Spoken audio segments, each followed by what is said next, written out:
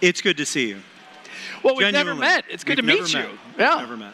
You're not exactly your Twitter persona in person. I'm the best parts of it in person. All right. All right.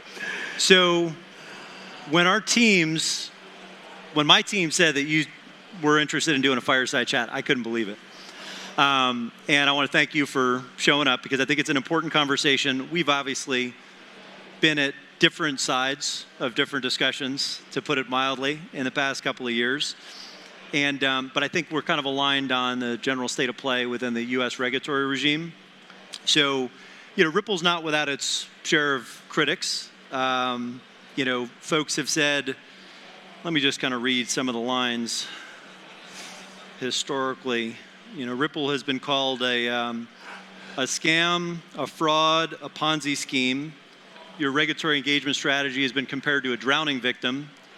I didn't see that one. And that's just me. So. Oh, wait, I've got some of the tweets you've deleted that we could read. Oh, here at it. We were going to do Jimmy Kimmel's mean tweets, but I delete my tweets every couple of years. So, but Brad's got the goods just in case I get out of line again. But why don't we start? Look, let's start from like a level playing field. Ripple's one of the oldest, largest projects in the industry. You took a different tack from day one to focus on institutional settlement. We'll get into the SEC stuff in a minute. Let's just talk about Ripple, the project, and then we'll talk about XRP, the currency, and then we'll talk about this precedent-setting case with the SEC. But sounds good. Just full history. Let's take it from the top. All right. Where do you want me to start? Well, let's start with Ripple, the general goals of the project, the protocol, right? And so XRP as the protocol, Ripple as the company building on top of the XRP ledger. I know you're going to give the marketing language and the differentiation, but yes. One of my goals. However you want to level set the initial conversation in terms of like the company, the protocol, the asset. But what is the goal of the project? Because we're going to get to why it's been handcuffed a little bit by some of the regulatory action. So look, Chris Larsen was one of the co-founders of Ripple from the earliest days, kind of articulated this vision around an internet of value. And the idea being that, why is it so hard to move value? And there will be a time in the future that it's just like sending an email.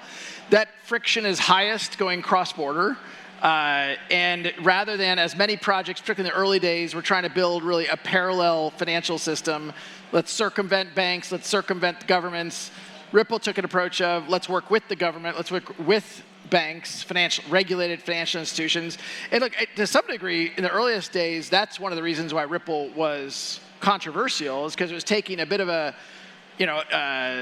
controversial approach to crypto. If crypto wanted down with banks and down with government, that's with whom we are working, that created controversy. But look, today, I believe that Ripple, the company, so we are effectively building enterprise blockchain-based solutions. We started with cross-border payments.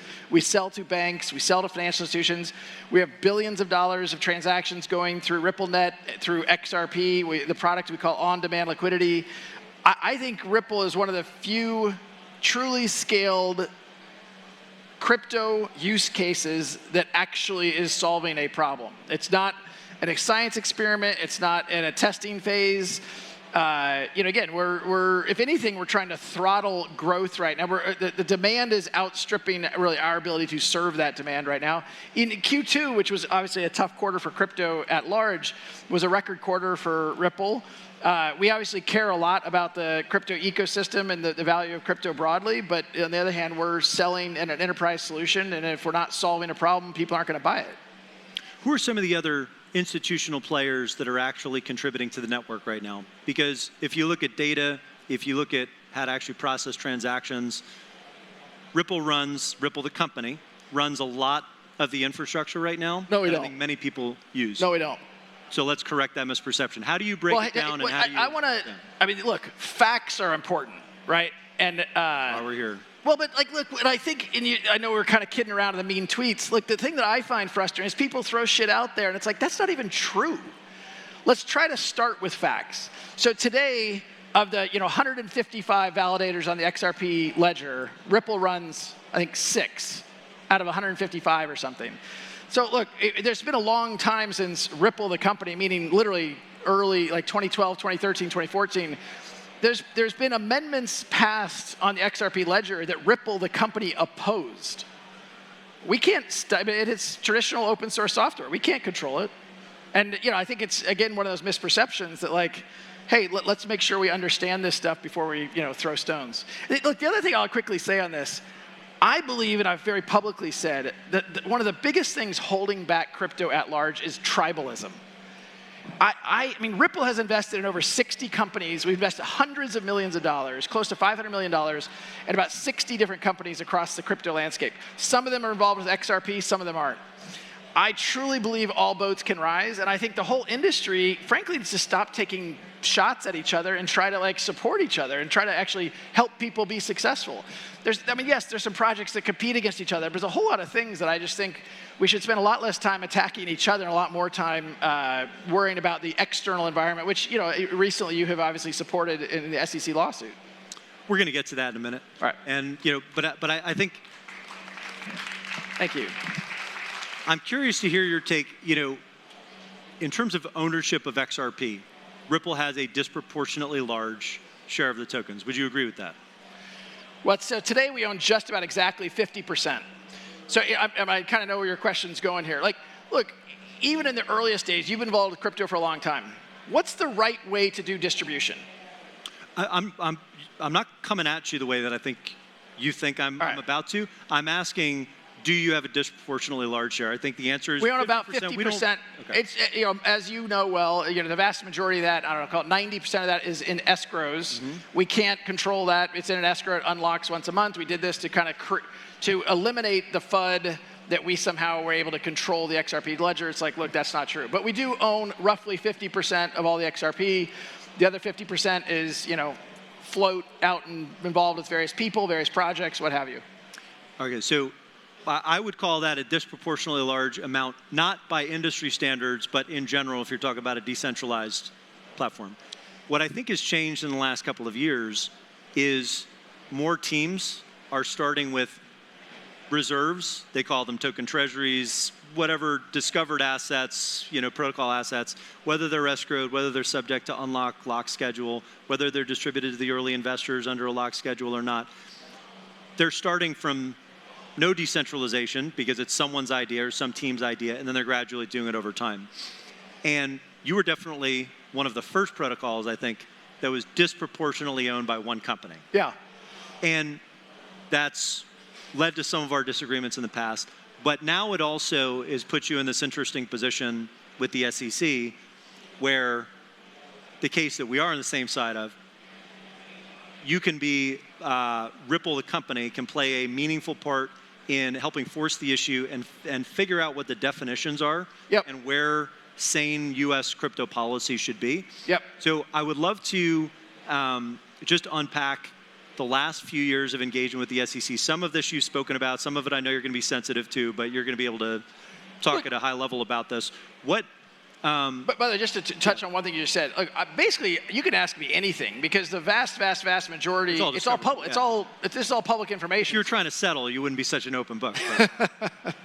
We could talk about why we could or could not settle, but anyway. So your question is, you'll go back in time, like how did we end up here?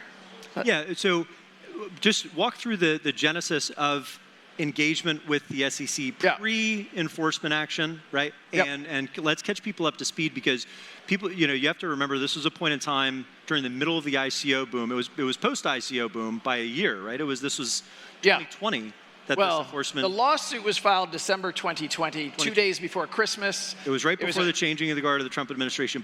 But that means there was basically 3 years post-ICO, which was a whole boom and bust cycle that existed years after Ripple had already began building with the XRP ledger, contributing to the ecosystem, however we want to frame it, right? But clearly you had been engaging for several years on this point as to how you should be regulated, what the rules of the road were, and how to think about these novel tokens. So just help people understand what that lead up looked like. All right, so first of all, if you go back in time, I think an important factoid that most people don't recognize is, at the time we had our first meetings with the SEC, the market cap of XRP was greater than that of ETH. It was the second most valuable digital asset. And I remember that because it was a straight shot down 90% the rest of the year. Not look, just for you, for everybody. Part of the reason I'm making that point is I don't think any government agency should be in the business of picking winners and losers. And so, look, the first time I went and met with the SEC, I didn't go with any lawyers because it never even had crossed my mind that XRP might be a security. Like we were already regulated by FinCEN. We had a BIT license. Like we were a regulated entity. U.S. Treasury had called, the DOJ had called XRP a currency. It never had crossed my mind. And look, I went to Harvard Business School. I'm familiar with what, not the law necessarily said, but the idea of a security, of ownership of a company. Moreover, and I think an important relevant fact here is Ripple had raised a Series A traditional funding, a Series B, and by the way, congratulations to Masari on your funding today. So Ripple raised a Series A, a Series B, and a Series C. We did not do an ICO. Mm-hmm. And I think, when people talk about, like, okay, what is the SEC trying to prove or what have you, the facts of the Ripple case are very, very different than some of the other cases that the SEC has brought. Now, I do think the SEC has been a bit of a bully in the whole industry, right? We will spend, and I've publicly already shared this, well into the over $100 million defending ourselves against the SEC. And there's not a lot of projects that can actually afford, the companies that can afford to do that, it's not a long list. And so I do think it's not just important for Ripple, it's important for the industry that somebody kind of stand up to this and be like, look. We'll get to the lawsuit in a minute, but let's talk about that pre-2020 period, because at the time, I remember when XRP was the second largest currency back in 2013. Or not 2013, but right after like 2014, 2015, that period of fallow after the first big spike, not even talking about the ICO boom. And even at the second largest, it was still kind of a blip on the radar for regulators, for the industry in general. But then somewhere in the 2017 time period, XRP started to be used by the Ripple protocol. I'm getting the name changes incorrect, but it started to get used as the bridge currency for this program, on-demand liquidity. Right, so Ripple, the company, uses XRP in our technology stack and uses the XRP ledger to solve that cross-border problem. There really isn't a Ripple protocol, and I think when you say that, I think it's XRP. Yes. Okay. So, but the currency itself really started to be used in a meaningful way in the beginning of 2017. And that coincided with some of the price run because the market cap ran up. It was being used as a functional asset for some of these like cross-border settlements for some of your financial institutions. Is that fair? Not really. I looked at the chart. I don't know, honestly, top of mind. I think I've shared publicly, so it's 2022. We're now doing, many billions of dollars of transactions through XRP. In 2017, I bet that number was 0. It just, I'm thinking back to 2017, seriously, Ryan, we were trying to sign customer one. Yeah. We had signed some customers, but these were test customers, right? There was no scaled use case. And so to the extent, we actually have done all kinds of research on, the various price activity of all crypto. And, as you know well, a lot of it's just correlated with each other. Mm-hmm. And it's not that often you can actually point to events and say, okay, that drove that. At least I still struggle with that today as somebody who's followed this industry pretty closely for a while. What is interesting, regardless of the precise timing, and I know you were signing customers during that time, they were using they were not using XRP as a currency for some early work that you were doing with them. And that product still exists. Some of our customers, exists. Yeah. But then XRP was essentially floated as something that would be an optimization of some of those cross-border flows, and it would be, an incremental 50, 60%, whatever it was, efficiency gain, in terms of cost for cross-border settlement. That was the original packaging. My point is, it was packaged truly as a bridge currency, right? So a currency pair for illiquid other currencies that you might want to trade bilaterally between financial institutions. Can I put a couple facts around that? So XRP, when the SEC sued us, XRP was traded on well over 200 exchanges around the world. 99.9% of all XRP trading had nothing to do with Ripple, the company. Yep. So it was just, activity around the world, other projects, speculators, you name it, but it had nothing to do with Ripple. 99.9%. So around 10 basis points was what Ripple, the company, had direct involvement in. I think a lot of people, in fairness, were looking to see what those big banks would do and whether they would truly leverage XRP. I remember thinking about it early on as an investment to front run the banks because they were going to take so long. That was why I originally started looking into it, ironically enough.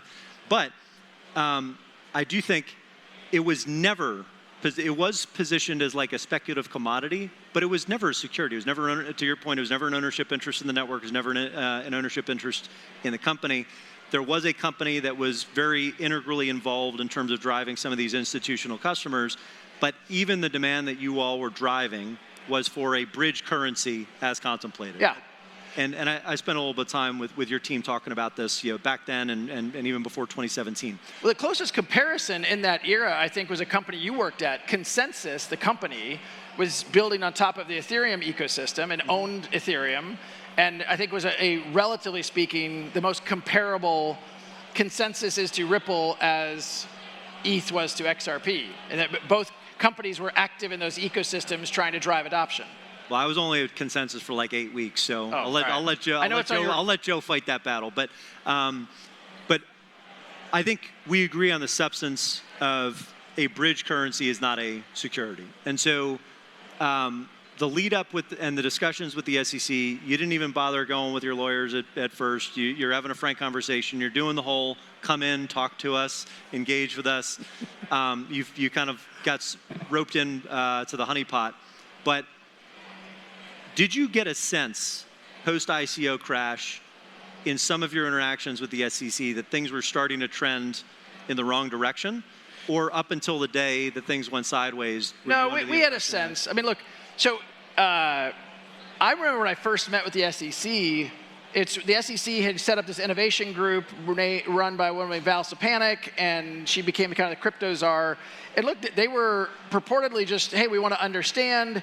We went in to kind of just educate them. Frankly, as I was going around the world, meeting with central bankers around the world, talking to them about here's how Ripple's solution works. Here's the kind of customers we're signing. Here's how we use XRP. Mm-hmm. We are one participant in the XRP ecosystem.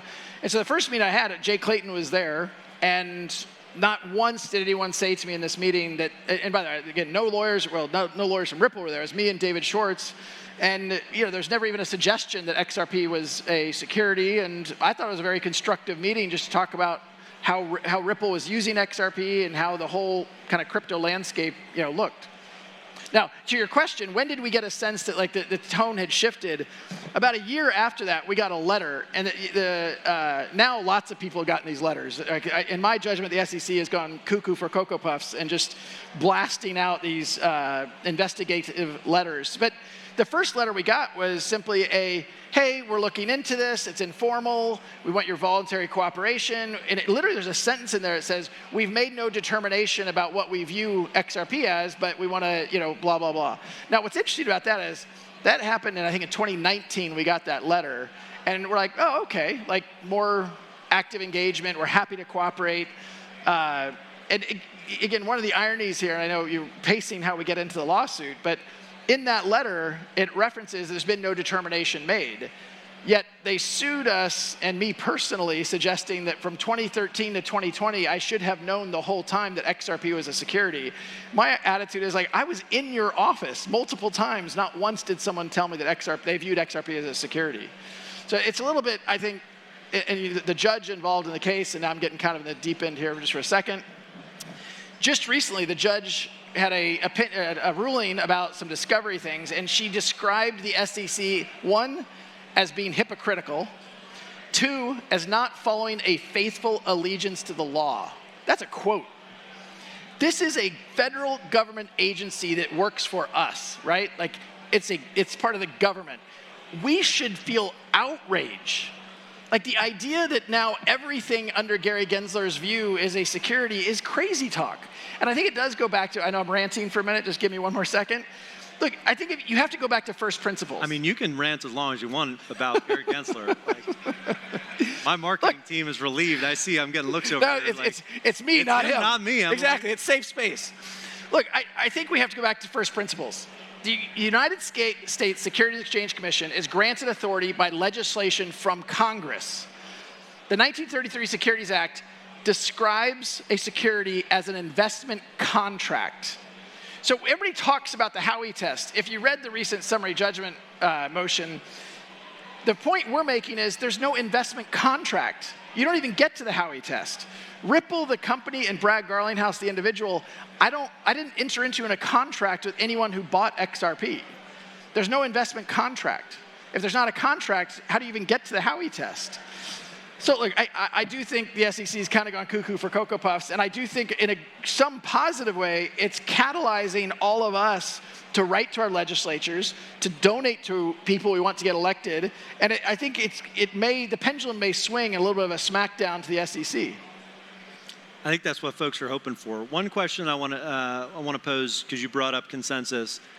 You have had as part of your strategy, at times, unfavorable comparisons to Ethereum, right? Okay, if the SEC is giving us this guidance that we were a security issuer and we should have known for all this time, how do you explain the Hinman Test? And well, but the Hinman Test, which, just so everyone's on the same page, Hinman gave a speech saying that decentralization was a measure of whether or not something is security. Yes. That's not what the law says. That was a single speech of his, exactly. That was just a Hinman opinion, I guess. Yeah. Still, that was kind of perceived as Ethereum's getting away scot-free, even though they did this token sale. There was actual documentation. There was a white paper. They did an ICO. Right? And on the one hand, you said there shouldn't be so much tribalism. On the other, you have frequently contrasted Ripple, XRP, and the situation there with everything that happened between Ethereum, the asset, the Ethereum Foundation, and consensus.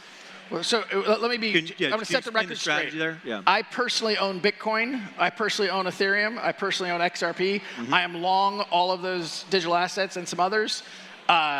My comparison, my attitude is Bill Hinman, as the director of CorpFin, got in front of the world and gave a speech saying, we think ETH was a security, transitioned to a non-security because of a decentralization framework.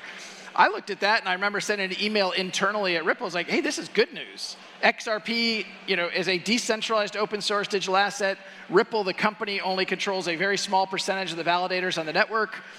This is, again, the law doesn't actually say what Bill Hinman says, but, if that's how the SEC is going to measure this, then that's good. So my drawing the contrast is simply, why would the SEC, why would a government entity, when XRP at the time that the SEC started their investigation was the second most valuable asset, why would they be picking winners and losers?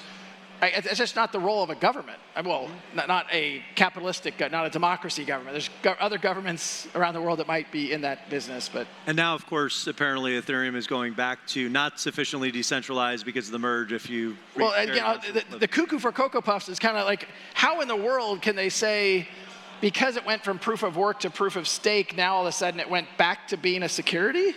Mm-hmm. It makes perfect sense to me. The X's and O's of the lawsuit itself, you mentioned you've spent $100 million pushing this, more than that. I'm sure XRP sales helped fund that, so it's a public good at this point that the decentralized community is funded. So let me be clear about that, because again, I think facts matter. Ripple only sells XRP to customers who are sending cross-border payments using our product on demand liquidity. Fair enough. That will then get distributed in the ecosystem, and then many of the folks are not necessarily affiliated with Ripple, and they'll get traded on third-party exchanges. And as we publicly disclose to everyone, the vast majority of the XRP we sell, we repurchase. Yes. And we're very transparent about that, and we have been from the beginning.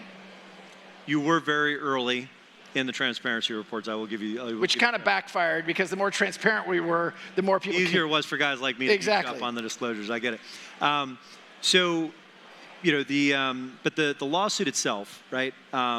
North of 9 figures, no one else is going to be able to fight this fight, basically, or very, very few teams are going to. How does this get resolved, right? Are you pot committed at this point to actually get a jury trial or some type of precedent-setting action, or is there a situation where you all would settle? Because I think everybody at this point is hoping that you go the down distance with a fight, yeah. go the distance. So I'll say up front, I'm not the lawyer, but I've learned, unfortunately, more than I'd ever want to know about this. I very much doubt there will be a jury trial. And the reason is juries are used to figure out what the facts are. In this case, the facts really aren't in dispute. Right, we agree, Ripple sold XRP. I personally received some of my compensation in XRP, and I sold XRP. Those facts aren't in dispute. What's not clear is the law.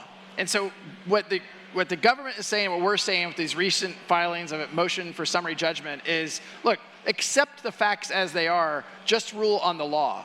So by mid-November, we'll also comment briefly that the SEC has been trying to delay this thing every chance they have. We believe that by mid-November... Because they want to pick off smaller fish first. Yeah. Well, they're trying to set precedent. I mean, some of you following the library case, which is super interesting to follow, and I applaud the leaders there for some of their humorous tweets, which I never will click on I like because someone's watching everything I do, but I do sometimes like them. I think you just outed yourself. Anyway, they're trying to delay it. By mid-November, we should have the motion for summary judgment fully briefed in front of the judge. Then the question is, how long does the judge take to make a ruling? We don't know. You know, it could be as little as 2 months. It could be as little as much as 6 to 8, 9 months. But I think the full case will be in front of the judge, and I doubt that you would have the judge come back and say, no, there's a dispute on the facts, let's have a trial. I don't think there needs to be a trial, and both the government and Ripple are saying we don't need a trial, just here are the facts, you should rule. And again, the fact is the SEC has to first prove that there's an investment contract. Mm-hmm. If there's an investment contract, then you apply the Howey test. And I don't think they can get past the investment contract, but if you apply the Howey test, I think they're also going to fail because there's a lot of people who buy XRP who've never heard of Ripple, and that's okay. But to the idea that XRP is a security of Ripple, I just think is nonsense. How should crypto be regulated in the U.S.? Well, by the way, it is regulated in the U.S. Under whose oversight should some of these assets sit? I mean, there are a bunch of projects here in the room. I'm sure that, look, Ripple's regulated today by FinCEN, we have a BIT license in New York. I'm thinking of the U.S. regulators. Outside the U.S., we have, a bunch of licenses depending on which country. But, Gary Gensler has gone out there and tried to portray, and he uses the word, crypto is the Wild West. For those of us in the industry, it's like, I don't think it's the Wild West at all. I mean, is there volatility? Yes. But, I think the vast, vast, vast majority of people in crypto want to follow the rules of the road. Mm-hmm. We need clear rules of the road. And for Gary Gensler, he's just added confusion to the system by, his lawsuit going after the former Coinbase employee saying that was insider trading of securities, but he's not going after Coinbase where they were traded. He's going after the individual, I think because the individual doesn't have the money and resources that Coinbase would do to defend themselves. This is just a shitty way for a government to actually regulate. I mean, keep in mind, the SEC, one of their mission statements is to protect investors. The day that they filed the lawsuit against Ripple, $15 billion was evaporated in the XRP ecosystem. Well, I'm not going to take Chair Gensler's defense here, but if the mission of the SEC is to protect investors, promote fair and efficient markets, and capital formation, then they're 0 for 3, and that's not going to change until there's new leadership. So I think we're on the same page there. Brad, I'll give you the last word. You can use it however you want to. You can rant against me. You can get whatever you want off your chest. You can give a spiritual enlightenment talk to the folks in the audience. I hear there's a dunk tank this afternoon. There is. Eric. The rumor is... I've got to tell you, Brad, I was going to do the whole Glenn Gary, Glenn Ross thing, but I didn't quite think that brass balls were big enough for you coming on my stage. So I'm going to give you 2 shots at the apple. At the dunk tank. I'll be there. 5:30, Brad Garlinghouse is going to be able to throw out the first 2 pitches. It might be 5:45, just for the record, but yes, I will be there, and I'm looking forward to it. 5:45, the shot clock will be ticking, but we're going to give you the 2 shots at it, and I appreciate you coming on stage and appreciate you fighting the good fight, because I think this is important precedent-setting case. All of our mean tweets in the rearview mirror in terms of being on the same side of this one. So thank you again for coming. I appreciate you having me. Truly, I appreciate the invitation. I do think that these kinds of dialogues are super important to move the industry forward. And I'll just go back to my ask of everyone here, twofold. Let's all combat tribalism. It doesn't help anybody. 2, call your legislative elected official. Let them know that you care about these legislative efforts, both in the House and the Senate. We need more clarity. We can't let the SEC run roughshod over this industry in the United States. Thank you. Brad Garlinghouse.